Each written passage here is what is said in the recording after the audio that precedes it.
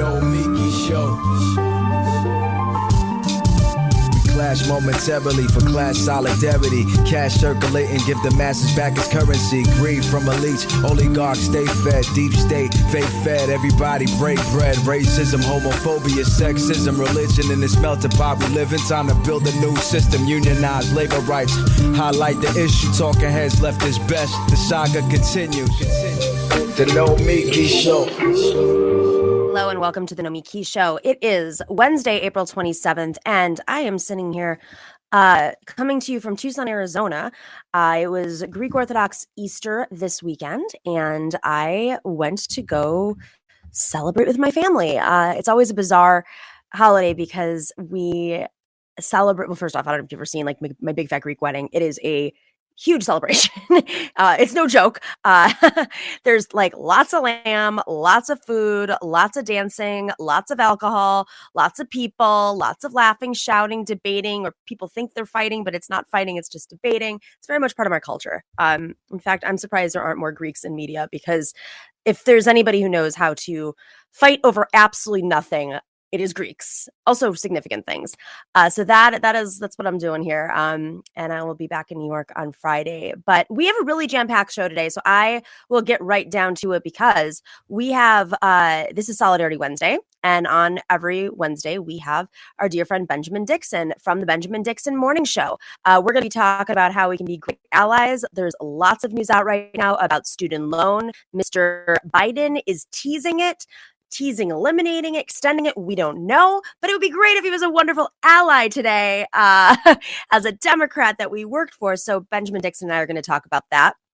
And then before, we're going to be speaking with Matthew Remski of the Conspirituality Podcast. I've been following this for a while now. For folks who don't know, I do yoga, I meditate, and I've seen a lot of my friends from this space move from being really empathetic, world-minded Bernie lovers to slowly easing into the far right. And this is what this podcast discusses, is how the mechanisms of those, that's a strategy, and it's not an accident, and we should be on the lookout and what we should know about it. Matthew Remski is going to be joining us a little bit later. And then later on in the show, the one and only David Doel and I are going to talk about Elon Musk, the guy who thinks he's the standard bearer for all free speech, except your free speech, of course. But first off, our dear friend Alex Kotch is joining us. Alex is a senior investigative reporter exposed by the Center for Media and Democracy. He's the co-founder of Opt Out. He's also the co-host of the GildedAge Podcast and a member of the Freelance Solidarity Project. Alex, what's up? How you doing? I'm doing all right. It's great to be back and connect with you. So many gigs, so little time. I don't know how you do it. We're all busy, It's the media industry. I know, we have to. It's like they don't pay us fair wages. They tinker with the algorithms, and there you go. So suddenly you've got lots of side hustles. But that's it's actually a great segue to this project called Opt Out, which you've been working on for a while. And it is to support independent media, but I would love to hear it from your mouth as one of the founders. Just what is this, and how can people support your work? Well, yeah, thanks a lot for having me on to talk about Opt Out. So Opt Out is two things. One, we are the Opt Out Media Foundation, which is a public charity dedicated to promoting independent journalism. That's financially independent, trustworthy news from sources that are not owned by corporations, that do not rely heavily on major corporate donors and sponsored content on behalf of big oil and other terrible industries. So we are the nonprofit foundation. We have developed a network of 150 news outlets now. The Nomiki Show is one of the first. So thank you for being there from day one. And over the last 2 years, we've been building that up to about 150. There are digital websites, podcasts, and video channels. We also have live streams. So this brings me to the other part of Opt Out, which is the app. As your viewers just saw, we have an iOS app available for iPhone and iPad. It is a news aggregation app that aggregates content from all of these 150 participating outlets. And you just mentioned algorithms. We don't have an algorithm. It's actually hand curated by journalists. And there's also a way to personalize your experience too. So you get the journalists you're curating, and then you get your own personal curation. And so we released that about 3 weeks ago for in the Apple Store. And don't worry, everyone, we are working on an Android version that's going to be coming out as soon as possible. Does it cost anybody money to use your app? Nope, it's completely free. And as a charity, our mission is to advance all this great journalism as a charity. So we don't want to ever put, kind of a paywall or anything that would limit the content. So we've been able to thus far keep everything free, and we're raising money to, kind of further expand the Opt Out Media Foundation and add new features and things like that. So I have to ask you the question that people are going to ask because of the situation that's really evolved in left media over the last, I'd say, year and a half, 2 years, probably since Bernie, since the election ended. There's been a lot of shifts in this space. I'm really happy that you mention how these outlets are funded, and we live in a really complicated world today where, while we don't want to take corporate money, we are independent media. We're not taking money from oil companies or anything, but there are other ways of funding media that can get a little crazy. And I think people are starting to educate themselves a little bit more about this, as I've seen certain members of left media suddenly pivot to, questioning vaccines. I see Walker Bragman's in there. Walker writes about this a lot.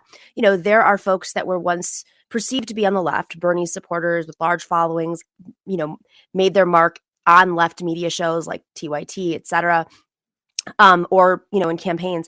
And now they're genocide deniers. They don't believe that vaccines work. They're peddling conspiracies. They're basically echoing certain members of the right's talking points, maybe with the intention of moving over a segment to the left or breaking apart the left and creating infighting. So how this has been going on for a while. So when this all happened, how does a company like yours, which is actually this is such a great way of assessing journalism, how do you react to something like that might happen? Fantastic question. And I follow your work all the time. I certainly followed you in terms of this issue, which I think is very important for us to talk about. And there's so much misinformation out there. There's conspiracy theories, there's lies, et cetera, about a wide variety of topics. And as you say, some kind of formerly left associated characters in the media have now become pretty squarely right-wing aligned. They sort of skipped over all of the middle ground and went right to the far right, which I find pretty incredible. But, I don't need to name names, but Walker Bragman is the co-founder of Opt Out. He's also a great independent journalist. I'm also a journalist. And we've done several stories together, including one that completely debunked some of the COVID herd immunity theories that were passed around on the right. That actually engaged with the Trump administration in 2020 and have been promoted by Max Blumenthal in Gray Zone ad nauseum.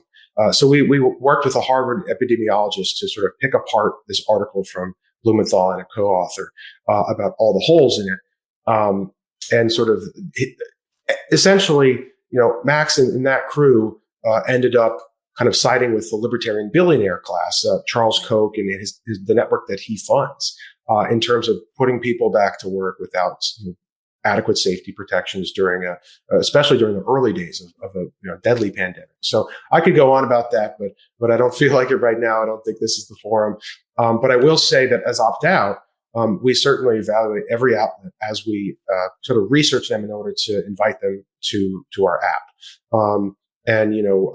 Financial independence is huge, but also, not platform conspiracy theories, being accurate, correcting mistakes if you do make a mistake, certainly no hate speech, things like that. So every outlet, we have done that kind of research beforehand and then decided that we do want to invite them. There's plenty that don't qualify, and there's some that have applied and have not qualified for a variety of reasons. But it is, especially when you're talking about the left, it's a very complicated subject, and we definitely want to be open and we want to be inclusionary. But, we draw the line at conspiracy theories and outright falsehoods, whether it's denying, genocides that the majority of the news media recognizes, or it's spreading falsehoods about COVID. I mean, these are very dangerous things to do. So we certainly do not support that. Are there ways that the community, either now or maybe in the future with other versions of the app, that they can get involved? Like, is there an interactive component? That's a great question. So Opt-out was designed to not be a social media app. There's already too much of that going on, and social media, especially Facebook and YouTube and Twitter, tend to spread misinformation all the time. And unfortunately, the algorithms of Facebook and YouTube are actually geared towards spreading this misinformation because it's more profitable for the companies that are platforming it. So we wanted to have an experience that's completely free of that stuff, including sliding into DMs, nasty comments, and things like that. So in that sense, it's not interactive. However, as I mentioned, we have the headlines feed is curated by working journalists, but there's also a personal feed where you can follow outlets and even individual reporters. That's an innovation that we've done, because we're journalists, we understand it's important for individual journalists to build their own brands. So you can follow individual outlets and journalists, create your own feed, and we're working on now a way to have news categories and locations, so you can make category and location specific stuff. If you want to find out all the news on climate, you can do that. So we're getting ready to put that in with the Android. Oh, that's great. Alex, okay, so what else can we share with folks that we don't know already about opt-out and what they can do, what's coming? This is also just like in light of today's show, we didn't plan it this way, but it's turning into this sort of how do we deal with the pipeline issues of going to the right and conspiracy issues and then Elon Musk. But great opportunity. If you don't want to be on Twitter anymore, if you don't want to engage, but you do want to follow journalists, this is a great place to go. Yeah, well, thank you. And, we've got a lot coming. We're just starting. Last month, we only launched the app publicly. So we're kind of just beginning just to get it out there in the market, but also to fundraise.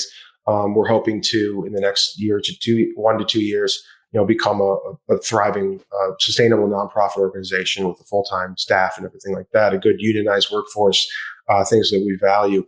But yeah, I mean, if people are interested in finding honest, progressive media, they should certainly come to Opt-out and try it out. As I said, it's free. You can go to our website. It's just optout.news. Find the download link. You can sign up for the newsletter, which is a weekly roundup of Opt-out network content that I and Walker write. We're also going to be releasing theme newsletters. The first ones are probably going to be climate and labor, two important issues with our audience. It's not going to stop there. Also, just in terms of Opt-out developments, we recently got a $150,000 3-year commitment from a donor. So that really has boosted our operations a lot. And I think has allowed us to go to foundations and say, hey, we've got this big starter grant. Can you add to that? So I think that we're going to be increasing our fundraising a lot. But I do want to emphasize that this began as a volunteer project, and many people are still volunteering their time 2 years in. It's really a passion project because we believe in independent media. We want to have an alternative to the corporate media narratives that are dominant in our news space. So in order to get out of our volunteer phase completely, we really do need small donations. You can do $5 a month, $55 a year to help support us through the newsletter. You can make any donation you want through other platforms like ActBlue Charities and PayPal. So we're just getting started. We're going to be expanding into other countries too. Canada, we already have some outlets. The UK, we have one, and we're talking with several just to get those on board. And we're going to make sure we have editors, that news curators that are experts in those regions, so then we can vet everyone properly. So we're just going to replicate this around the world as much as we can. For now, it's mostly US. And so if you're a fan of Nomiki, I think you're going to like the other content you're going to see alongside her videos. Agreed. I check it out. I got the app on my phone right now.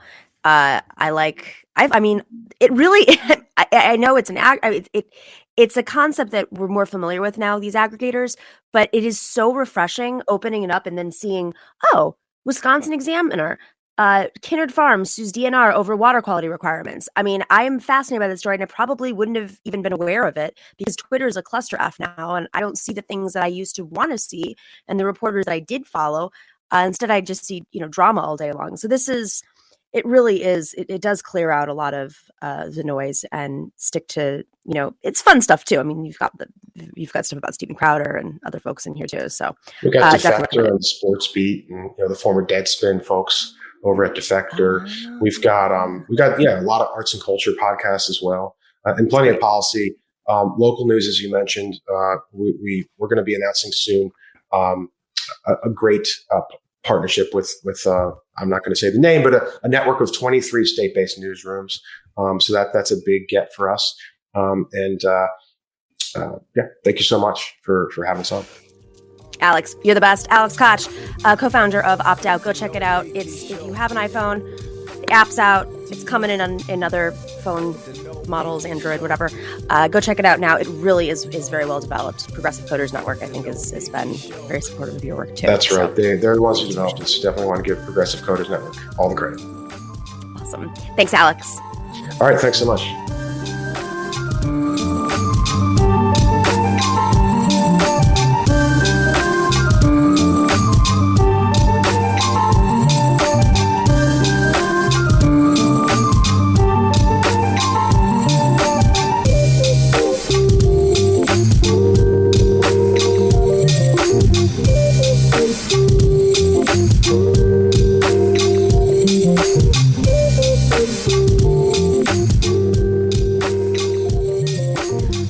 Guys, speaking of, we're talking about, conspiracies and how people are getting radicalized. We couldn't have planned this better. We didn't do it on purpose. It just happens sometimes that way. The stars align. I am a huge fan of this podcast. I don't even know how I discovered it, but then I found out all these other people I really like in my spiritual. I didn't know. So I've been doing yoga and meditation for, I don't know, 20 years now, I guess. I've lived at ashrams. I got really into it. Okay. My practice is not as strong as it used to be, but nobody cares. But my friends in this space, I gradually started seeing friends of mine, people I was at an ashram with, people I used to, go to yoga with every day. And then we'd have coffee and tea afterwards or whatever. I just saw some of them start to take a little bit of a turn. Maybe it was about free speech. Maybe it was something on Twitter. Maybe it was cancel culture. And then it was the vaccines. But then simultaneously, I saw a few other friends start to call out these actions. And I realized, there's something happening here. There's something much bigger. And that's how I learned about the Conspirituality podcast. I'm really excited. Our next guest, Matthew Remski, is a writer and a presenter, background especially in this space, Buddhism, yoga, and conspirituality and cults. Matthew, thank you so much for joining us. Thank you so much for the invite. It's a pleasure. So I, big fan. As I said in the opening, I started to notice these just little friends here or there, and I thought, okay, maybe they're just getting older. This is what happens. But I then went down the rabbit hole of Steve Bannon. And I know that sounds like a big jump for maybe folks to understand, but there's a lot of overlap between Steve Bannon's, I guess you could say, his experiment and what's happening in this spiritual yoga movement, or communities, you'd say. Let's just start off with that. Is a lot of this intentional, or is it just happening by accident?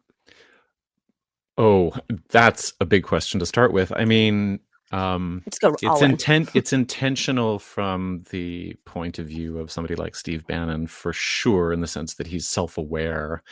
And in fact, the best book on this, resource on this, is Benjamin Teitelbaum's War on Heaven, where he describes through his 40 hours of interviewing Steve Bannon that in the 1980s on shore leave in Hong Kong, Bannon was sort of mooning around in New Age bookstores and figured out that all of the, Orientalist philosophy coming out of the late 19th and early 20th centuries, all of the theosophy, all of the anthroposophy, everything that sort of forms the backbone of the library for the New Age, was built on a early Indian wisdom culture that has very, very little to do with liberal democracy, and whose visions of power and time and equality are just completely, different to those that have developed in across the globe over the last couple hundred years. And so he's like, in terms of intentionality, he's very, very aware that New Age spirituality, that yoga has these deep streams of what he and Alexander Dugin would call traditionalist values with a capital T. You know, time is cyclical. There's no such thing as social mobility. The differences between the genders are absolutely essential and shall never be violated. Deep strains of conservatism that have to do with the maintenance of power through time. Certainly the return to a golden age in which the enlightened people are all on top and power is organized in a way that suits them. So how do they choose who the enlightened people are?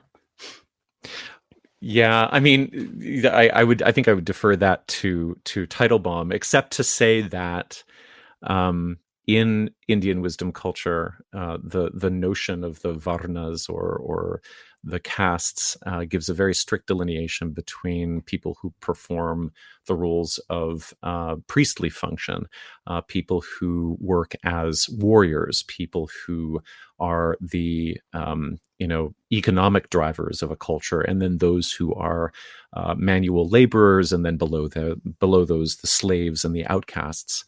And it's not that anybody has decided; it's that this is really a kind of natural order that springs up almost organically from the earth and from the tides and from the seasons, and it above all things has to be maintained.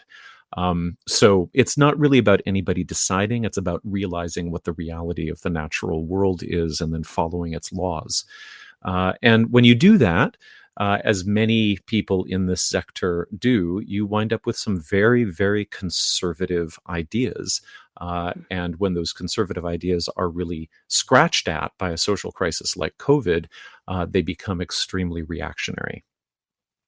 All right. So before we get to COVID, this is a very big space, but let's focus on, say, these personalities, these figures that maybe cult might be a bit too far, but some might be charismatic, like yoga leaders, whether it's Bikram, we've all seen that, many of us have seen the Bikram documentary, or new agey leaders in this space. Could you just like help for folks who are listening and are just like, what is this? I don't even know, and why should I be afraid of it? Can you help us break down the landscape? Right. Well, you started by mentioning, are we talking about cults in the yoga space or in the New Age space? Interestingly enough, the first kind of vector gateway between the QAnon world and the broader kind of mainstream yoga and wellness social media crowds was a brick and mortar cult in Yelm, Washington, that has been running since the early 1980s.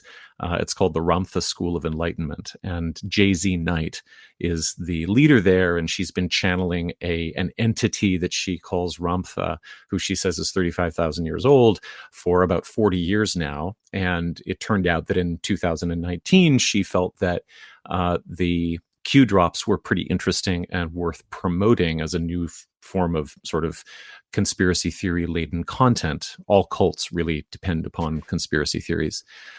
So that's one sector of the economy. And it's fairly narrow, but then it can have a very outsized impact because there will be graduates from a 1980s brick and mortar New Age cult who then go on to become huge influencers in the social media age. People like Joe Dispenza, who ends up, being a headliner for Gaia TV. There's a general kind of yoga and wellness social media sector that emerges from the 2000s, from mommy blogging that turned into yoga blogging, that turned into yoga Facebook groups that intersected with various sort of, wellness fascinations, Reiki, massage, herbalism, alternative medicine, alternative health plans. various diets. You're right that it's a huge world, but when we talk about the people who have their hands on the levers of conspirituality power, and that's a term that we should probably define next.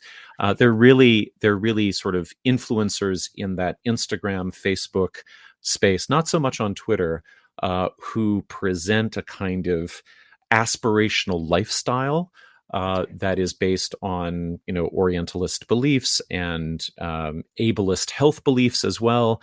But that underneath the surface, you can also detect a kind of anxiety about the world and a kind of necessity to make sure that, your green smoothie is perfect, or else something terrible is going to happen.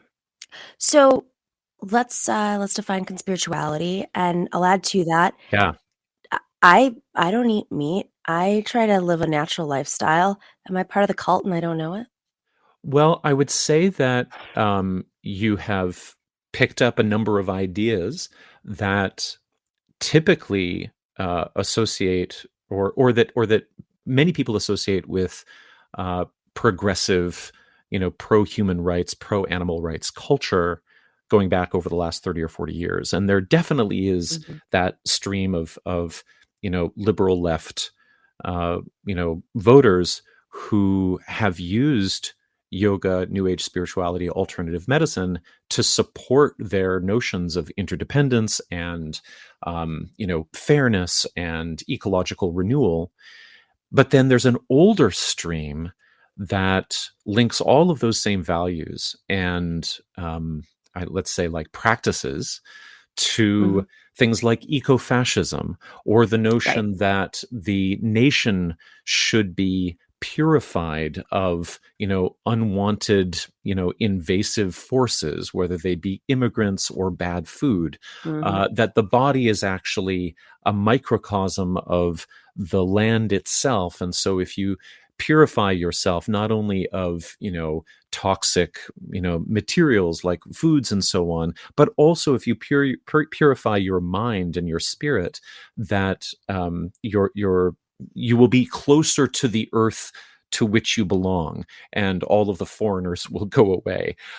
So that's, that's Bannon's sort of theology, right? In a nutshell, it's not just that he's anti-immigration. It's that there's a strong sense in which the purification of his own identity as whatever an American or a white American or a white traditionalist American is really dependent upon a kind of marriage to the soil that no one else should really partake in. They've got their own country, they've got their own soil that they should be living on. So very, very old ideas going on. As far as conspirituality goes, we didn't come up with a term, and it was amazingly telegraphed from the deep past of 2011 in a paper by Charlotte Ward, who is an English independent researcher, and David Voas, who's a professor of religious history, American. And they have, I always bring this with me, so I'm going to read it. They have the abstract at the top of their paper has stood the test of time. It's very, very clear. They write, the female-dominated New Age, with its positive focus on self, and the male-dominated realm of conspiracy theory, with its negative focus on global politics, may seem antithetical. Okay, now, first of all, they're not using trans-inclusive language. This is 2011, but they're talking about like masculinity and femininity, or like bros. And it's based on the terms that they're addressing too. Exactly. So it's not like... Exactly. Yeah. They go on to say, there is a synthesis of these two things, however, that we can call conspirituality, which is a rapidly growing web movement. They had no idea, of course, where it was going, expressing an ideology fueled by political disillusionment and the popularity of alternative worldviews. It has international celebrities, bestsellers, radio and TV stations. They're reflecting here on the explosion of The Secret or the law of attraction and stuff like that. It offers a broad politico-spiritual philosophy based on two core convictions: the first traditional to conspiracy theory, the second rooted in the New Age. So one, a secret group covertly controls or is trying to control the political order and social order, and this is the kicker, humanity is undergoing a paradigm shift in consciousness. Therefore, proponents believe that the best strategy for dealing with the threat of a totalitarian new world order is to act in accordance with an awakened new paradigm worldview.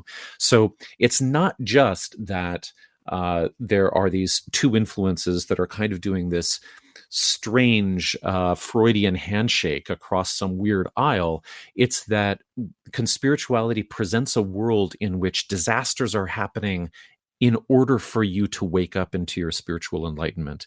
And you can feel this in Bannon as well, this kind of like bloodlust, a kind of accelerationism of like just actually hoping that shit hits the fan because, all will be revealed. And, we also feel this in the sort of paroxysms of QAnon, where they're absolutely horny for the storm. They have like they would love to see people executed on TV because that would signify to them that some kind of awakened new age had arrived, right? They can't really like describe that new age so well. And that's a main difference between QAnon and conspirituality, is that, the QAnon vision of the future is really kind of bleak.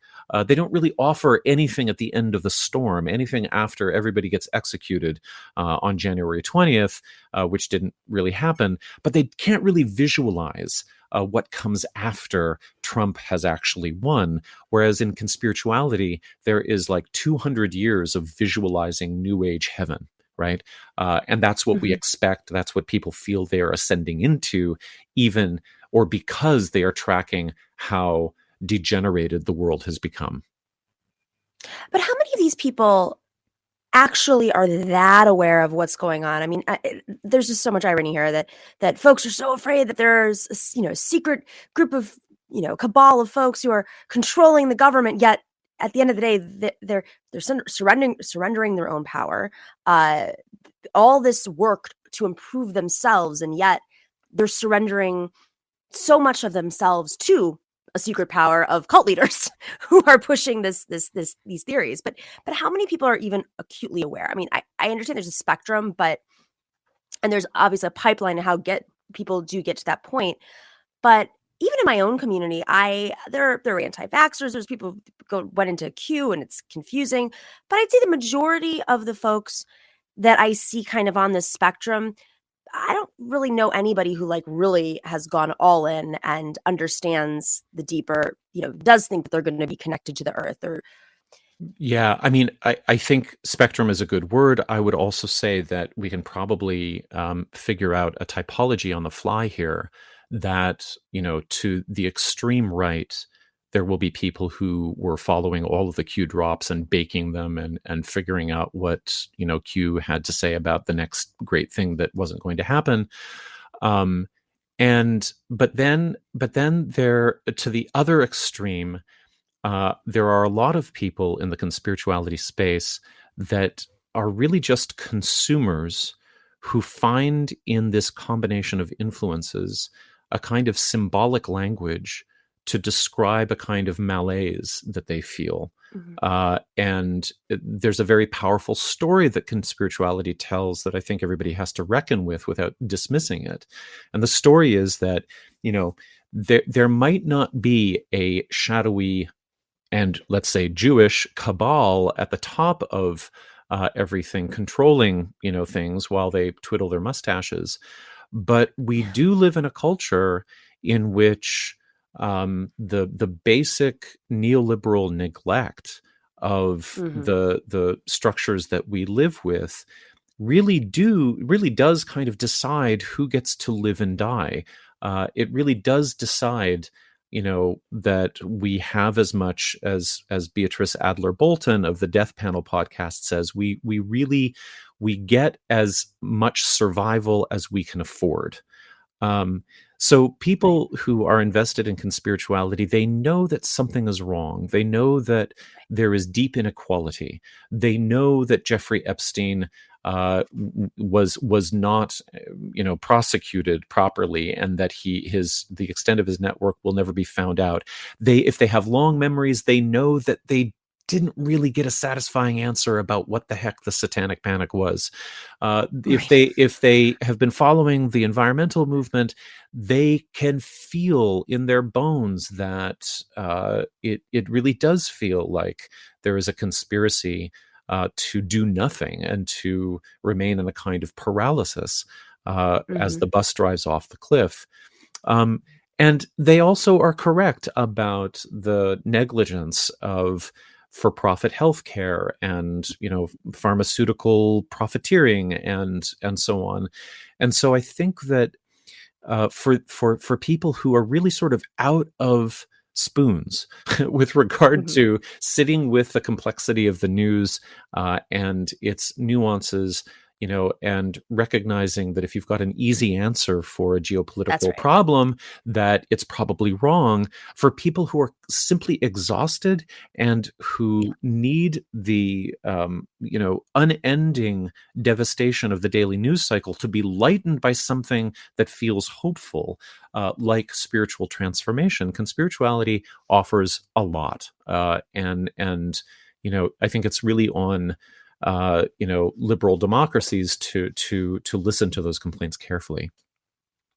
And simultaneously, it's the news is complex. It's much easier to look at Q and say, well, these are the answers. Obviously, it's a reflection of where we are in society in terms of education. I am curious, if there's been any sort of assessment in terms of how much education someone has and how likely they are to fall into these circles. And then, assessing capitalism is not just sometimes complicated, but it's also, people don't want to go against their own, there's a privilege here. I mean, a lot of this space is not cheap. And so, you could challenge capitalism, but then you might be challenging your way of life too. Right. I mean, it's easier, as they say, it's easier to imagine the end of capitalism than it is or the end of the world than it is to imagine the end of capitalism. I think the conspirituality spin on that is that it's a lot easier to imagine ascending into a new age paradise than it is to imagine the end of capitalism. And that's what people like Christiane Northrup promise as they speak about the Great Awakening and they play their harp on Facebook to their 500,000 followers, while they, also talk about how vaccines are making people drop dead.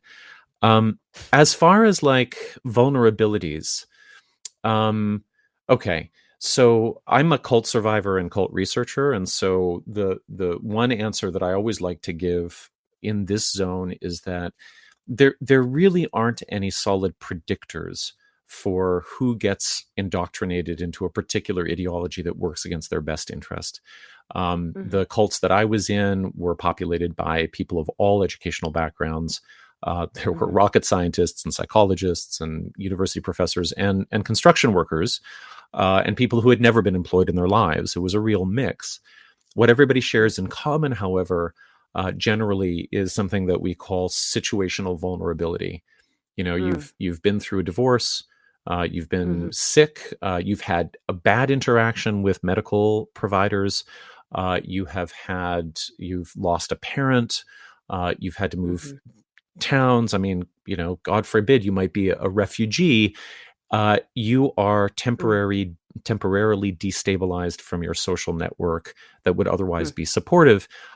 And New Age communities and their cultic dynamics can very easily slide into position there to provide everything that one feels one needs.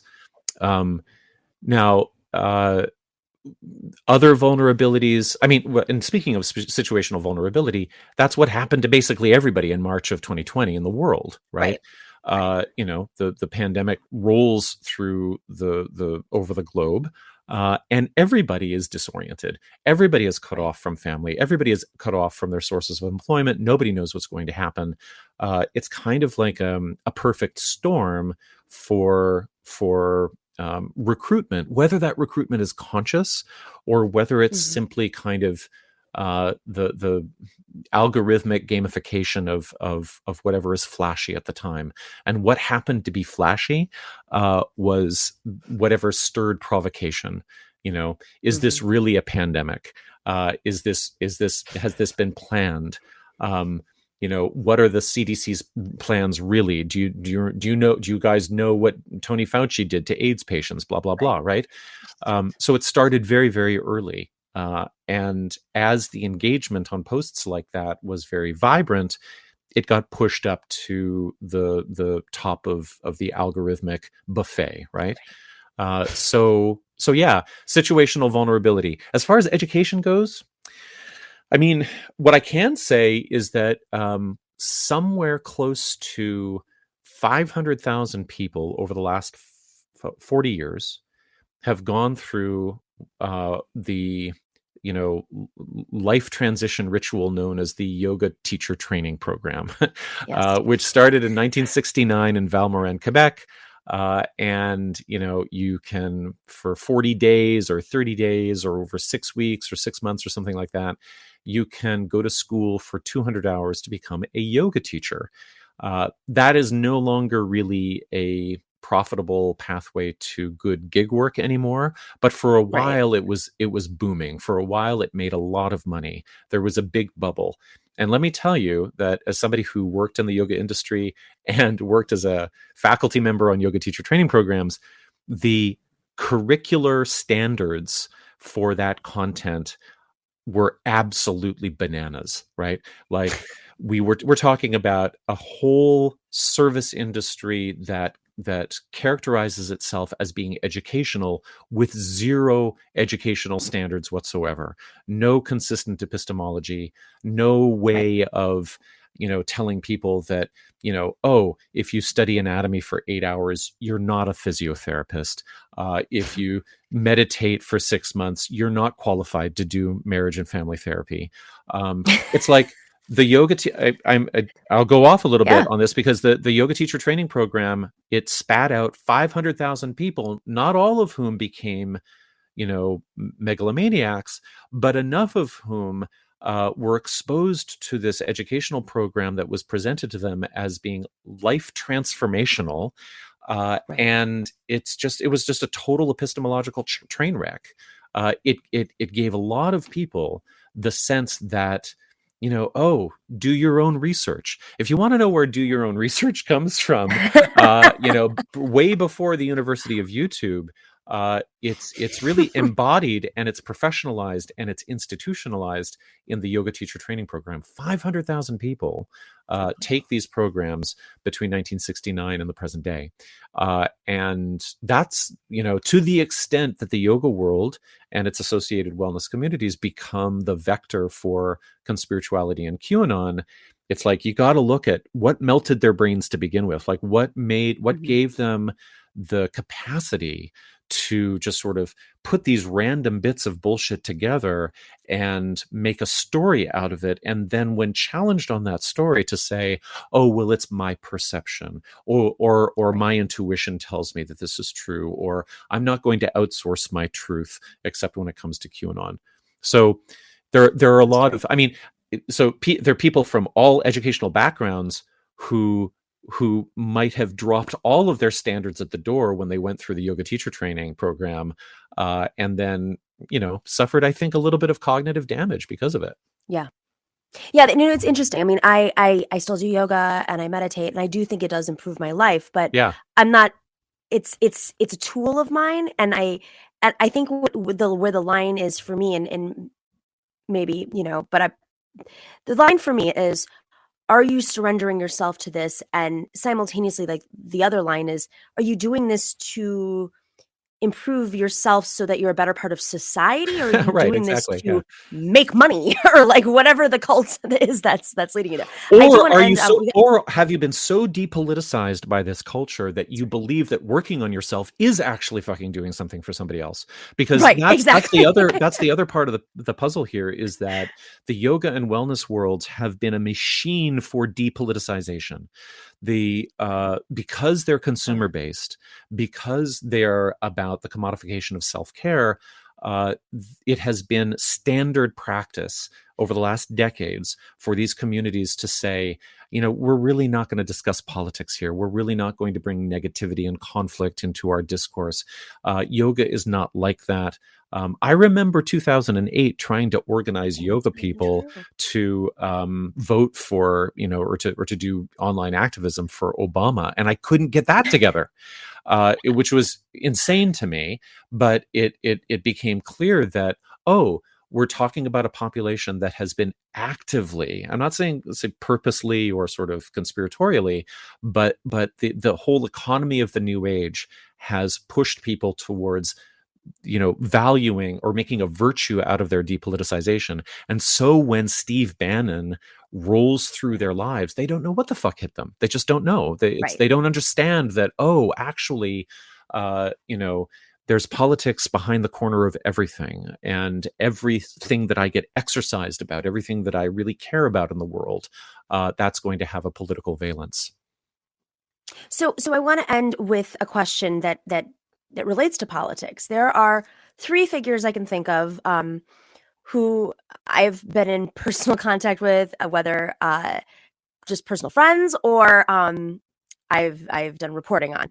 And three figures that I think of right now that are in politics that sort of represent this new agey space are Brock Pierce, associate of Steve Bannon, who is running for Vermont senator right now. And it was just announced he's a cryptocurrency kind of a leader, but was very much into the, what's it called? The Burning Man community. Oh, yeah. And then Dr. Oz, who everybody knows, but peddled a lot of interesting ideas on his show for a decade. Pseudoscience. And then Marianne Williamson. Pseudoscience, exactly. Right. And then Marianne Williamson. Right. And I've heard there's all Tulsi of them Gabbard too, who is right. who has graduated straight up from cult. graduated from a Hare Krishna outshoot, what would you say, outgroup, offshoot cult in Hawaii. Yeah, those three figures. Because Tulsi still went through the Democratic political machine. I mean, let's think of these three figures who are running for office right now. Potentially, Marianne has announced that she's thinking about running for president again. Marianne says she's doing it because she wants to recenter this community's focus on the right, the right opponents, like bring them into the liberal, I guess, philosophy. I don't know if that's hers entirely, but that's, her messaging behind this is we have to recenter folks. Well, so one of the cults that I was in actually was based upon her favorite book, which is called A Course in Miracles, which is completely brain melted, and which she teaches out of every morning. I don't know if they're pre-recorded videos, but the thing is that I understand that a lot of her policies, can sound like they have a kind of progressive sheen to them. I think she says the right things about reparations, for example, but this is not somebody who has a kind of analytical basis in political reality. She's been reading a book for the last 30 years that says sickness is an illusion. There is no division. Everything that you would do in your political life is actually useless. So she's coming from, she's an odd person, I think, because she's coming from a religion of active depoliticization, and she's making a stand. And the question for me would really be does she have the networking and the policy chops to really do the job? I haven't heard of Brock Pierce, but is he? Oh boy, have fun looking that one up. I will take a look. I used to live in Vermont. I'm not surprised that he doesn't live in Vermont. Don't worry. Oh, you Jesus! Know. Right. Yeah, I mean, I'm not surprised that a crypto burning guy is on the. He was tied to Jeffrey Epstein. There's a whole. He's a fascinating figure. Right. He's sort of the big leader trying to recruit folks to move to Puerto Rico for tax breaks and to build a crypto colony there. But he sees his path to the presidency through Vermont and being senator. And Vermont is, in terms of party politics, are basically non-existent. So it's a great Bannon. I've done a lot of reporting on Brock Pierce, and I've been so privileged to follow him around for a week nice. in Puerto Rico. So learned a lot, lots of symbols on his tables, and so Dr. he's Oz, I mean, I don't think is he a doctor anymore? I don't know if he's still licensed, but like, I think the thing that everybody has to understand about pseudoscience is that it not only mimics medical and institutional power, but it also has the presumption to say, I know better than everybody else how the body is healed, or how drugs should work, or why nobody understands cancer like I do. And my big question there would be, how after a lifetime of doing that would he not also be practicing a form of pseudopolitics? Mm-hmm. Mm-hmm. And he's a surgeon, which is mind-boggling to me Right. that you can pronounce these two at the same time. Really interesting conversation. I could talk about this with you for hours and learn so much from you, but everyone listening can go check out your podcast. Thank you. Matthew Remski is part of the Conspirituality Podcast, an amazing podcast. It's weekly, I believe. Great co-host as well. It's a beautiful dynamic. So thanks for joining us, Matthew. Thank you so much. Take care.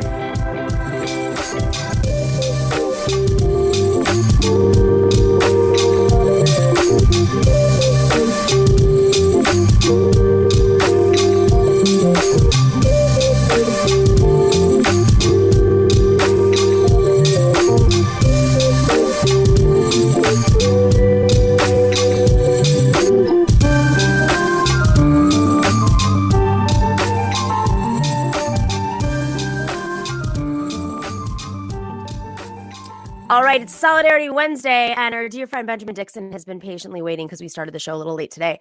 But you don't know that because it just aired at the normal time for you. Benjamin Dixon is, of course, the host of the Benjamin Dixon Morning Show and podcast. I'm getting ready to say good morning, good afternoon, or good evening, depending on when they're listening and watching. How are you, Nomiki? We're posting this at 8 p.m. Eastern. We're giving away our trade secrets here. You know how it is. It's been a couple of weeks. I'm sorry, Ben. I've been on the road, so it's been a little chaotic when you're on the West Coast, getting up super early for your morning show.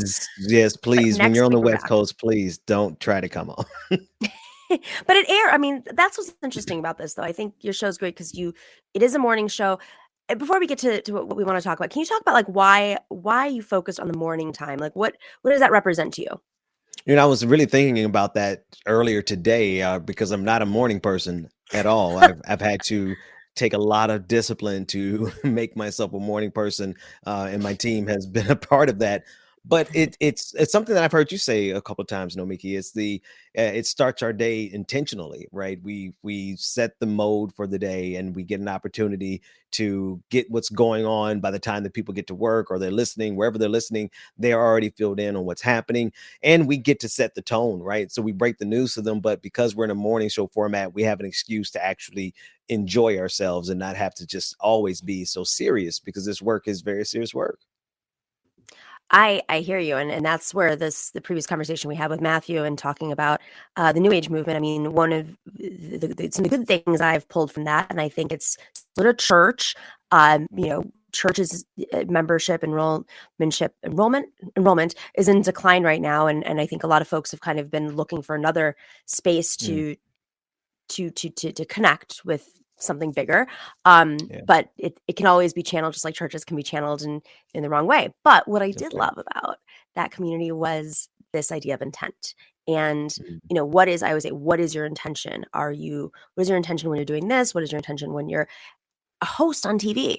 I mean, you and I both know there are a lot of folks who are in this space that have different intentions. So that's what I really love about your show, is that aspect. Thank you. Speaking of intent, what is President Biden's intention right now? What is going on? This is a guy who is like teasing. It's like, I saw someone tweet this. It's like he's teasing an album, but we don't know if the album's actually going to come.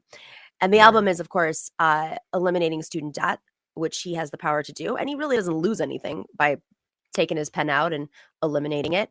I'm going to think, hopefully, I'm not sure if this is correct. Maybe I'm giving him a little bit too much credit. I'm like, you know what? He's going to drop this in like October, right before midterms, or right when people get their early ballots, or not, because he also has a track record of doing that. Ben, what are your thoughts? You think we're gonna get there? I think it's one of those things, Nomiki, I'm definitely with you. I would love for him to cancel it now. But I do think politically it's more likely he'll cancel it closer to the election. I fully expect him to cancel it at this point because it would be political malpractice for him to have set up this conversation after so many years of him not doing anything on it. So I'm really with you. Like, what are we doing here? If you're trying to just simply play with our emotions, then you're doing a great job. But if you're really going to cancel it, then, let's do it because that's going to be the best thing for the economy and for so many millions of Americans. But then two, it's also the best thing politically. So yeah, run up the scoreboard and use it to make sure that we don't get shellacked in 2022. Yeah, I mean, he's losing young people. He's losing. I mean, not that he ever really carried that much, Right? but it isn't. It's important. I mean, he barely won the election, and as less so the margins. I mean, granted, he won the right states, but the margins were much smaller than that between Trump and Hillary Clinton. And we see how they're going to bat in places like Georgia and Arizona, Georgia where you are, and Arizona where I am right now, to make sure that this next time around, there isn't that margin. Now, this could transform. This could mobilize, excite, and urge young people to show up and say, all right, you're doing it. You're not doing everything, but you're doing something. And I guess with Obama, it was Obamacare, right? But Obamacare was a moderate neoliberal approach to healthcare, and that's why we're still fighting for Medicare for all. But with this type of debt, these federal loans in particular, which he has the sole power over, and they literally there's nobody immediately that has anything to lose from doing this. I mean, it's not like there are other industries involved that are lobbying him. Maybe they'll be annoyed because it's going to start a trend. I'm sure conservatives don't want to teach people to think that debt is not real. But I still think, like, even these other industries, these private loans and the banks, right? I still think that they might say, oh, great, now they can pay my loans. Even though they're making money off of interest, they're not making any money if no one's paying those loans, because now it's freed up some money for folks to pay those loans. And simultaneously, landlords, people who are looking for money right now. Am I wrong? Do I just have a bad assessment of economics? No. I mean, you're not wrong if you were, if the people involved were normal human beings, right? Because that's just the normal thing to do, right? If you free up this is money that's going to go and stimulate the economy anywhere and everywhere else, including landlords. But this is not the kind of system we operate in. We have a system that is designed to grind us into a pulp, into dust, and take our last dime, not just our last dollar, but our last penny. And when that's not enough, they'll put us in 30, 40 years worth of debt. So, in a normal system, free up this debt, and you absolutely know it's going to stimulate the economy. So do you think that if he does clear out this debt, you've mentioned this before, or one of your patrons, had mentioned that some of these student loans, these federal student loans, have been bought privately, I assume through consolidation. I'm not entirely sure, but do you think it'll actually impact enough? I've seen statistics. It's usually conservatives, to be fair, but they're putting out statistics from like the Heritage Foundation saying, even if this were to happen, it's really not going to stimulate the economy that much. Right. Well, I mean, of course they're going to say that, right? They want us to believe that the best way to stimulate the economy is to cut taxes on the rich. We're still waiting on that to trickle down for the last 40 years, right? But whether or not, to what extent it's going to, how much total debt can he cancel out of the 4.2 trillion, somewhere near there, of student loan debt? How much can Joe Biden himself personally cancel? And I think that will determine how many people are going to be celebrating. I mean, we want him to be able to cancel all 4 trillion of it. But like you said, one of our patrons mentioned some of these have already been sold off into commodities, right? So we're at a stage where we're at a stage where they're doing with student loans what they did with mortgage-backed securities. So we all know how that ended. That's a great point. And I think we're living it. I don't think people even necessarily understand that so much of our economy is affected, like we said at the beginning, by the fact that people have to pay their student loans right away. And not to mention how many folks didn't even get degrees out of it because the student loans may have only covered so much, or life got in the way, or there's a million reasons why people don't fulfill their degrees and aren't able to go back. We don't live in a society where it makes it easy for folks to get education, to have the time to do that, because you have to work. Many people have to work at the same time or have families. And I really hope that Biden is thinking about these things, because as we've seen in the last couple of years, the economy collapsing through a pandemic has revealed all of the corners of the dark corners of our economic system. Anyways, I wanted to bring this up with you just because I do think it's a key part of the election going into 2022. Absolutely. But we're now the primaries are starting up. People are getting their ballots in many states across this country right now. Democratic primaries, not everybody, but it's starting to heat up. And this is just after most communities the redistricting has been announced. What's the state of Georgia right now? Because I know Georgia's been in a lot of back and forth with. Right. No, it says, Georgia and the Southeast, any of the states that you see Republican leadership and Republican Congresses and houses, we've seen redistricting absolutely demolish representation. If you look over in the state of Florida, quite a bit of representation has been taken away, signed out by Ron DeSantis, and there's state senators and state congresspeople over there fighting their best to try to keep some sense of, I don't even want to call it balance, because we saw for years a Republican Party all across the South were making moves to not only make voting more difficult, but structurally just creating impediments to democracy in general. And we're seeing that in the state of Georgia as well as Florida, particularly around the redistricting. They've been fighting redistricting. They've been fighting the lines. They've been fighting the voting laws. They've been, these culture wars are popping up. They're taking on school boards in the Southeast. They're trying to keep voters down and stopping money from flowing in some of these laws as well. Do you think that the energy is where it needs to be in Georgia? And I say that because Georgia, hasn't waited for the Democratic Party to swoop in and help them organize.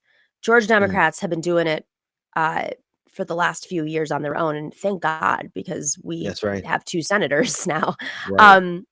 Do you think that energy is still there? Did the organizing stop? Oh, no. The organizing kept going. I mean, the people took it into their own hands. If it was left up to the Democratic Party, we would not have the control of the Senate that they have now. The organizers took up 2020 on their own shoulders and knocking on every door. They weren't out there for a particular Democratic candidate. They were out there for democracy. That didn't stop. The text messages, they decreased. Thank goodness we used to get like 18 text messages a day. We're just getting 1 a day, but they never stopped, right? They continue communicating with us, keeping those channels open, and looking forward to them being active and thriving for the next election. All right, before we go, I'm going to talk about this with David Doel in the next half, but I got to ask you, because you've always had hot takes on this man. Elon Musk, what's your take on his champion? He's the champion for free speech now. Yeah. You think he's going to let you speak all you want? Oh, no. I'm not speaking on Twitter anymore. I don't give sociopaths free data. Now my account will stay open, and we'll be pushing through updates and live streams and retweets. So it'll be active, but I just haven't come to terms with whether or not I'm going to actively give Lex Luthor my data. Lex Luthor with hair plugs, that is. But last but not least, he certainly is not a paragon of free speech. We definitely know who Elon Musk is. And I think it is to be honest with you, it's a sad day for democracy. Twitter was not perfect, but right. Twitter was a free-for-all, except for, psychopaths, people who really want to threaten or harm you, like Donald Trump. Right. But it was a free-for-all for people. Whoever had something good to say, you could say it and find your way to the top of the algorithm. We all know that's going to change when Elon Musk gets control over it, simply by virtue of how many people, how many Republicans and conservatives are celebrating it as their own personal victory. Mm-hmm. No, it is. Yeah. I saw someone post something about how the board of Twitter, much of the board of Twitter, was giving to basically neoliberal Democratic candidates like Hillary Clinton, Kamala Harris, Cory Booker. But they're like using that as an alternative. And I'm saying the voices that I've seen get quieter and quieter on Twitter, not that they're not speaking, they're just not in my face, are the progressives. That's right. And I know we're talking about this like Lex Luthor, but Twitter's not been really a well-cultivated space for the last couple of years, basically since I'd say Bernie Sanders like took the world by storm. We've seen algorithms shift that have gotten folks shadow banned for saying certain things. And, shocker, it's like people of color and women. And of course, if you've taken on unions, or I mean, if you're a union, taking on big companies, a lot of folks have been silenced. And I don't think one side's going to win in this, meaning neoliberals or conservatives. But I don't know. Where do you see it going at the end of the day? I think this is their best play, Nomiki. If you ask me what I really believe, I believe that the global pan-reactionary movement has shot its load. They've given us their very best shot. They've gotten their war in Ukraine. And I say that tongue in cheek because it's been a tragedy there, right? They've gotten their media platforms. They're going to get their Donald Trump back on social media. They're winning. But it's not because they actually are going to win in the end. They've thrown billions of dollars at this. I mean, they've thrown everything. They're putting their personal wealth into it. They're putting their lives on the line. They're going to January 6th. Some of them are so convicted about it that they kill themselves afterwards, right? They are throwing everything that they have on the table globally, and I still think that they're going to lose. God willing, or whoever you pray to. Universe, God, whoever, they're going to lose. Pick your cult leader, as we discussed in our last segment. All right, Benjamin Dixon, always a pleasure. Solidarity Wednesdays. Go check out Benjamin Dixon Morning Show on all the platforms. It's an amazing show. It really sets the intention for the day. So if you can watch it in the morning, even if you're on the West Coast, you can watch it later, your morning. Go check it out. Your morning, exactly. Thank you so much. Take care.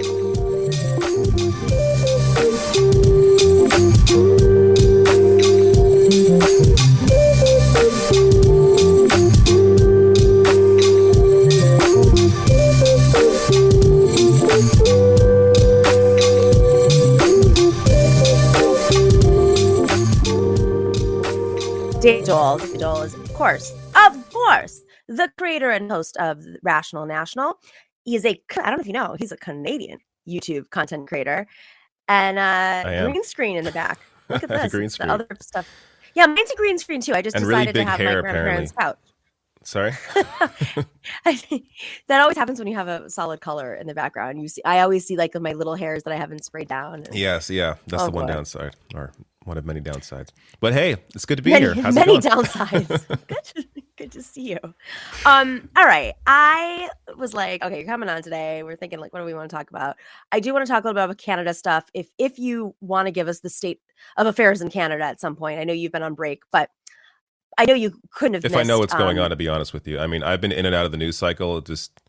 I just woke up from a nap too, so maybe I may be kind of you have a baby, what people may not understand. Apparently you take naps when you have a baby, so at least when you can. But I found time today, so I took a nap. Good job. It's self-help, all right, Elon Musk. I just asked Ben. I had to throw it in there because I know he had some thoughts and he's gone to bat against Elon a bit.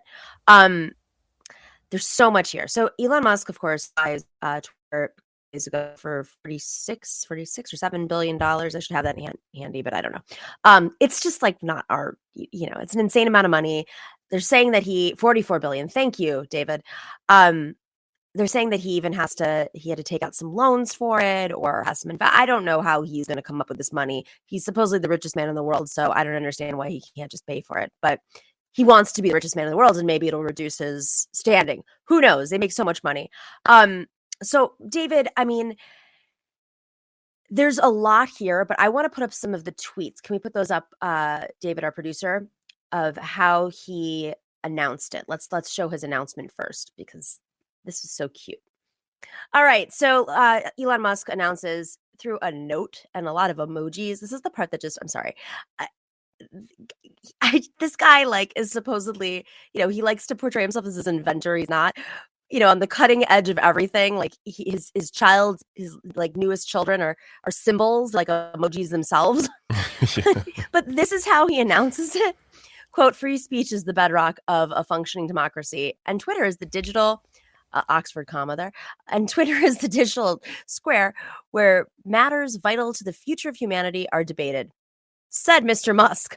I also want to make Twitter better than ever by enhancing the product with new features, making the algorithms open source to increase trust, defeating the spam bots, and authenticating all humans. Twitter has tremendous potential.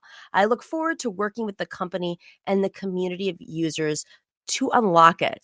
I just also like this is coming from him, and he is basically just putting out a statement with it's so funny. It's like you wrote it in your notes on your phone, and then you have to title it "Said Mr. Musk." Yeah, I know these aren't that important, they're silly, but I think it reveals what kind of human he is. David, are you ready for the potential to be unlocked on Twitter? I'm looking forward to being unlocked. Look, some of the stuff he promises there, if he's somebody who's trustworthy and is not hypocritical and is going to follow through in a realistic and objective and all-encompassing way, like getting rid of the spam bots, if he can actually do that, that's going to hurt the right more than the left. Like, I'm not sure if he realizes that, but there is a shit ton, if I could say that, a lot of spam bots on Twitter. If he can get rid of that, awesome. Open source, showing the open source code, sure. I have no issue with showing the algorithm. That all fine to me. The issue is he pretends to be for free speech, but this is a guy, I read through a recent, there's a piece in Mediaite that goes over like the just how soft Elon Musk is. So let me go through some of this because it is crazy. I had to write some of this down because it's long.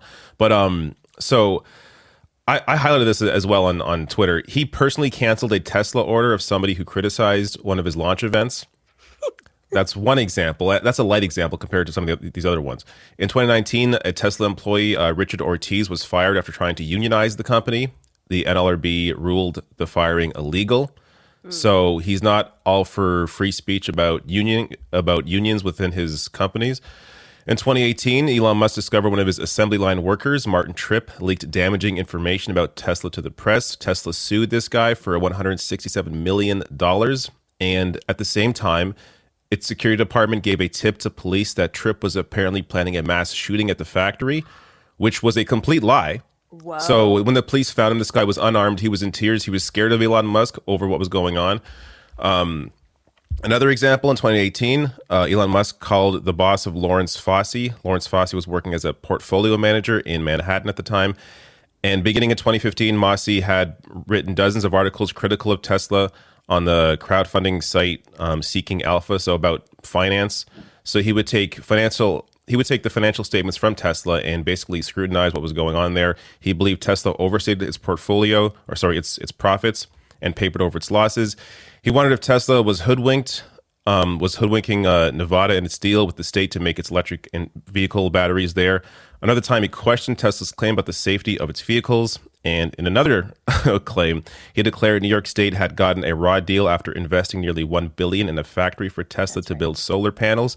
So all of this going on. Pause on that real quick, which was called the Buffalo Bill. This was a big scandal in New York State, which is part of why Andrew Cuomo's circle of trust, it's connected. It is aggressively connected, but it's not the only thing. Why his circle of trust went to jail. So sorry, just had to insert that. And so Elon Musk threatened his boss to basically that he would sue over this guy. And so this guy was forced off Twitter. And once he was off Twitter, then Elon Musk stopped, with the threats. So like, this is just, I'm sure there's more, but this shows there's definitely more. Yeah, this shows you just how soft the man is. Is the guy that's going to be running Twitter, is he really going to just be okay with people criticizing him, calling out his union busting? I mean, we've seen what he does with the power that he's had in the past in his other companies. Mm-hmm. I can't imagine him just sitting back and taking criticisms, allowing discussions about his union busting to go on. I mean, look, maybe I'll be surprised and he'll be able to separate his personal feelings from some of these issues within his companies. I don't think he'll be able to separate himself from what he wants to do with, or what he claims he wants to do with Twitter. So that's my biggest fear, really, is just personally what he's going to do. And apart from that, it's possible nothing will change, because he wants Twitter to be, I imagine, profitable. Right. If he wants that, scaring off, the left, or scaring off liberals isn't going to help him. It's only going to hurt Twitter, hurt him. So I don't know, if maybe he doesn't care at all. Maybe he bought Twitter to just tank it and get rid of it because it's been a thorn in his side. I have no idea. But it's really bizarre that with the kind of wealth and power he has, that this was his goal, to buy Twitter as opposed to doing anything else with the money. Wasn't he apparently in some kind of I think he requested a discussion around how his billions could help to solve poverty, and there were like presentations about that. WHO, yeah. Yeah, and he didn't do anything with that. Like that. They were like, yeah, here. But I think he's this delusional. He's clearly conservative, but he's a delusional, like libertarian, but really conservative, which is really taking over the Republican Party type who didn't believe that you could just throw money at world hunger. And then the WHO presented this, well, this is how you do it. And he's like, oh, okay, I'm going to go buy Twitter instead. But yeah, and it was less money to do that as well. Like he could have helped world hunger with less money. Exactly. Well, I do think it's interesting because he tweeted something out about Donald Trump's new messaging app for conservatives called Truth. I don't know if you've heard about Truth Media. Truth Social. Truth Social, yes. Let's put that tweet up just so you can see, because there are a lot of similarities in my mind about Donald Trump and Elon Musk. Truth Social is the number one, is currently beating Twitter and TikTok on the Apple Store. Truth Social is number one. Then two is Twitter, then Live Pick Widget, whatever that is. Be Real, Your Friends for Real. And then number 5 is TikTok. Now, there's a lot of reasons for that. People already have Twitter. They don't, you're never going to be number one at all times. It's not about who's using it. It's who's signing up for it. So yeah, if Truth came out this week or last, whenever it came out, and Donald Trump got his supporters, there is a ceiling there, right? Yeah. There is a ceiling on that. Twitter, the fact that Twitter is still number 2 after all this time and really not being as well trafficked as other apps are, I think that's actually pretty impressive. So the reason I say this is Elon Musk uses a lot of Trump's strategies. Elon Musk is not an inventor. Elon Musk came from wealth. Elon Musk puts his name and face on things. He's a hype man. In fact, I believe that he became the richest man in the world partly because he has used the power of media and the power of these projects to fund the projects. And he cuts the deals the way Donald Trump does so that he makes a good slice of money. And the truth is Elon Musk does have the money, and Donald Trump, who knows how much money he really had at any time, but he had some money at least. But it's like it's a house of cards. Like I feel like that what we're starting to see about a lot of these oligarchs, as opposed to say the robber barons who actually were dealing concrete things, material things. They were building trains and railways, exploiting people, but it was material. Here it's like they're still exploiting people, but they're also using complicated financial algorithms and investment techniques and the power of media and speculation to make their money. But anything that's that speculative is really a danger to society. And now he wants to jump into this public space and, quote, save democracy. I feel like he's actually like, I know he can't run for president, but he's mirroring some of the techniques of Donald Trump. Yeah, absolutely. He's very much cut from the same kind of cloth. I mean, in terms of the privileges that he grew up in, of course, his father, an emerald mine owner, so he came from that kind of legacy, much like Trump and his father. And yeah, you made all the connections there with how he uses the media, how he props himself up, how he puts his names on things, how he acquires other companies, and then now he's the founder of this company. Like this, it's this tactic that these people with a lot of power, a lot of money can use because they're able to put whatever message they want out into the media, have people write about it, and then become these incredible individuals because they had the power and the money to get their name out there and become those incredible people that people now view as, oh, look at this guy. He did it all himself. Like, you really think Elon Musk is in there building the cars, building the rocket ships? It's who he hires. I'm sure his companies have done great things, amazing things, but it doesn't mean that he himself is the man that did these things. But you have someone like a personality like an Elon Musk that makes him out to be the end all be all, to be the man that did all of this.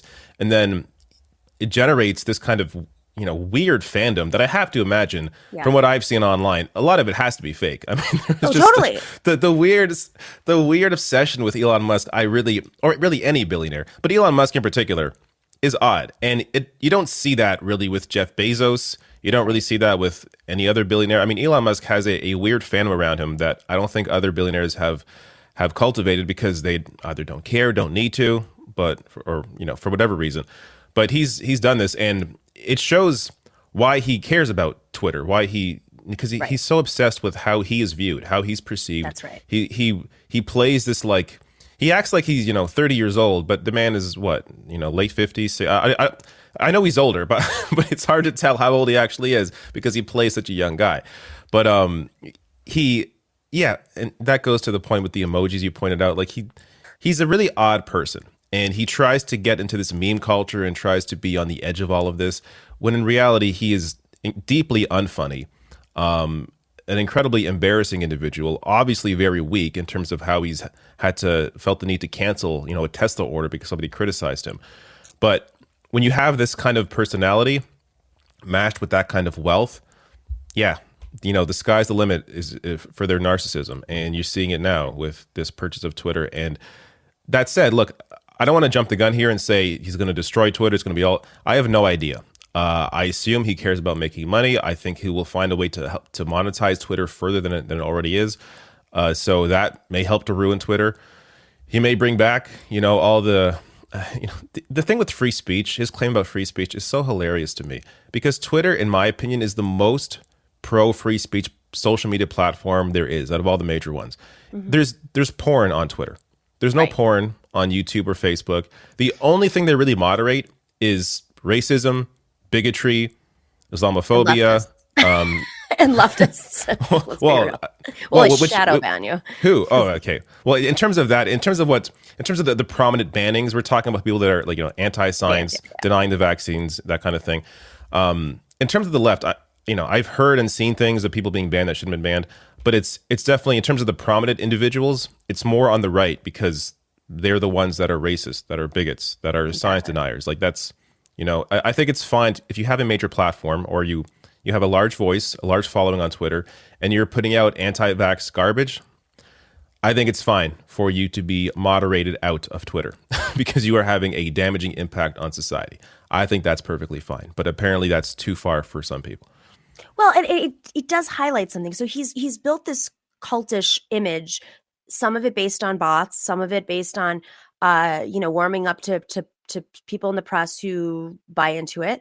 And then there's this community of like the Joe Rogan types, the bros that, Joe Rogan's like, you're a genius. And he goes on his podcast for 3 hours. And I tortured myself and I listened to it. And it really was torture. It was, he doesn't have a personality of a leader. He doesn't have the vocal tonation. I mean, he is very, very, he doesn't seem socialized in a way that many of these other leaders who have to present themselves before board members or, have to go out there and give presentations.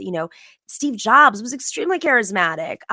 Even Bill Gates is more charismatic. I mean, these are people who it seems like they're socialized more. I listened to Elon Musk. I was like, this podcast, he hasn't invented anything. He reminds me of the rich kid in school who knew he had to go to Harvard because his dad, he had to live up to his dad's legacy, but never did his homework and then just stole the ideas and the credit and the papers and whatever from the smarter kids in the class. Mm-hmm. That's what he seems like to me. Like, this isn't somebody who has the ideas. He's not a great writer. He's, the branding isn't his. He's just come up with a cool brand. But when left to his own devices, he's writing a memo on the Notes app on his iPhone and putting a bunch of emojis next to it. That's him. Which makes it even more amazing that he's the richest man. I mean, he's got to have some really smart people around him to have been able to accomplish what he's accomplished. And I'm sure in his own right, I'm sure he has worked hard in some sense. And I really don't think it's a complete accident that certain people make it to the top. But you have to understand that they have a lot of benefits, a lot of big breaks, a lot of things happen in their lives that allow them to get to where they are. And for them to try and present themselves as, or for them to be considered by other people as, this brilliant inventor, and for him not to correct that and credit his workers for a lot of the work that they have done, that shows you what kind of person he is. And I haven't seen that from him. Maybe he does that every time in every interview, but I haven't seen him present his companies that way. It's always he is the center of attention, and I think that's a big issue. I do want to show this one tweet that I think highlights this pretty well. Can we do the one of Bill Gates? Speaking of Bill Gates, I can't. What is this? What? How? Even I feel like this is Elon even Musk far for Donald like Trump. Yeah, is Elon Musk some like buff bodybuilder? Like last I checked, he also has a belly like this. Yeah, you know what I mean. So just for our podcast listeners, can we scroll up a second? For our podcast listeners, Elon Musk tweeted out in all lowercase and in case you letter U, in case you need to lose a boner fast, and it's a photo of the pregnant man emoji next to a photo of Bill Gates with a belly. Like, okay. What on earth? What so is weird. this? What is society right now? This is his biggest concern. His biggest concern is free speech. A man who has more money than God and can do whatever he wants at any time. And he could literally sneeze and the news would like cover him. Last person who needs to be concerned with free speech.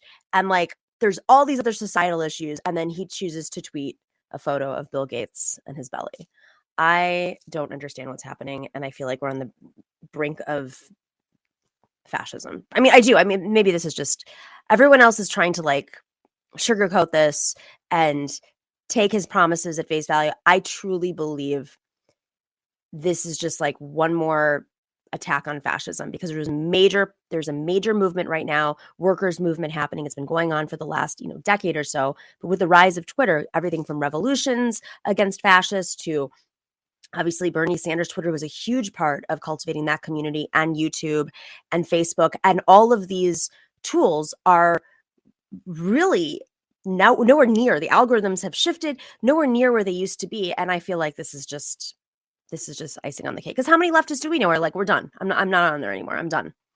I mean, people are saying it, but are people actually quitting? I don't know. I mean, I don't really go on there as much anymore. Same here. I mean, even before this, I use it mostly for research purposes. In terms of actually tweeting, I don't tweet nearly as much as I used to. And it's I don't know, social media in general, it's just exhausting sometimes. And it could be a great resource for sure, in this kind of work. But in terms of actually moving us towards any kind of progress at this point, I think it's kind of hit its limit. And, it's a lot of this.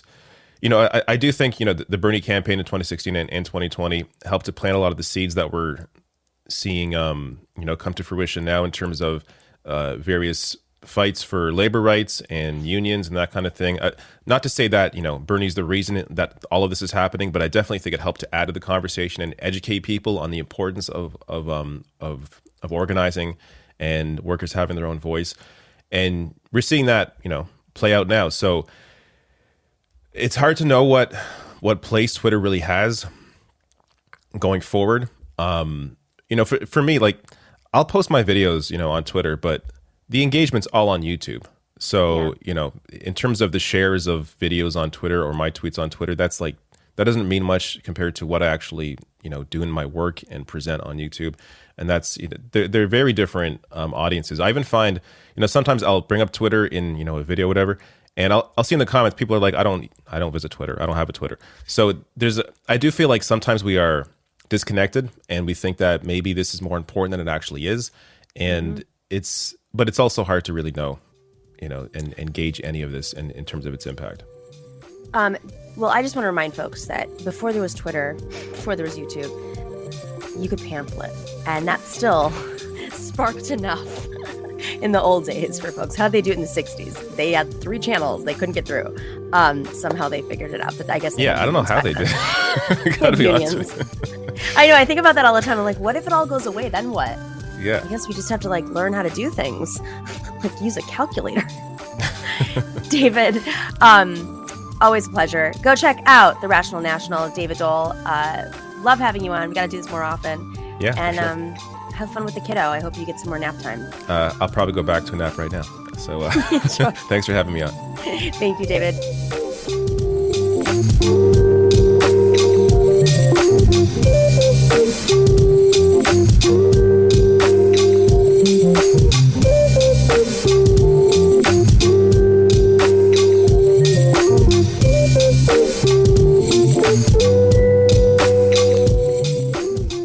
Thanks to everybody else for tuning in today on this Wednesday, April 27th. We will see you on Friday for Fun Friday.